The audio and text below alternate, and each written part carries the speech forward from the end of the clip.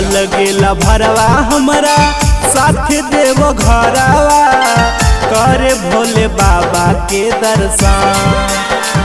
चल गेला भरवा हमरा साथ देव घरवा करे भोले बाबा के दर्शन।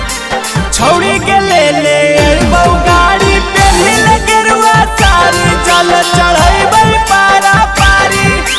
छौड़ी के ले अइबौ गाड़ी पे नील गेरुआ साड़ी चल चढ़ैबै पारा पारी। चल गेला भरवा हमरा साथ देव घरवा करे भोले बाबा के दर्शन।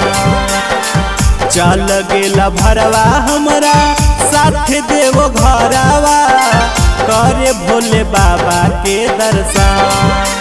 छौड़ी के ले अइबौ गाड़ी पे नील गेरुआ साड़ी चल चढ़ैबै पारा पारी। छौड़ी के ले अइबौ गाड़ी पे नील गेरुआ साड़ी चल चढ़ैबै पारा पारी। छौड़ी के ले अइबौ गाड़ी पे नील गेरुआ साड़ी चल चढ़ैबै पारा पारी।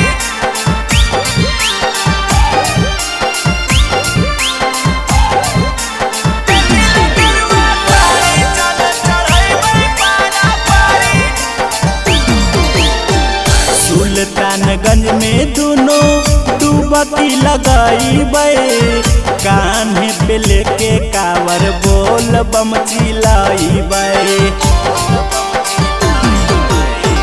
सुल्तानगंज में दोनों डुबकी लगाइबै कान्हे पे लेके कावर बोल बम चिल्लाइबै। लगते मन भावन छौड़ी पूरा गे डगरिया बरसेला जब जबरी मझिम बदरिया। लगते मन भावन छौड़ी पूरा गे डगरिया बरसेला जब जबरी मझिम बदरिया। छौड़ी के ले अइबौ गाड़ी पे नील गेरुआ साड़ी चल चढ़ैबै पारा पारी। छौड़ी के ले अइबौ गाड़ी पे नील गेरुआ साड़ी चल चढ़ैबै पारा पारी।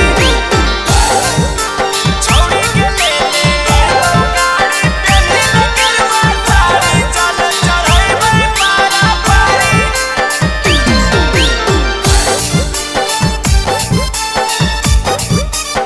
नील गेरुआ साड़ी चल चढ़ैबै पारा पारी। बाबा के मंदिरिया में माथा दुनु टेकबै बनल रहे जोड़िए हे आशीष मांगबै। बाबा के मंदिरिया में माथा दुनु टेकबै बनल रहे जोड़ी हे आशीष मांगबै। संतोष राणा सुभाष साहिल भी जैतै औरी जैते रोहित भोजपुरिया। संतोष राणा रवि रौशन भी जैतै औरी जैते रोहित भोजपुरिया। छौड़ी के ले अइबौ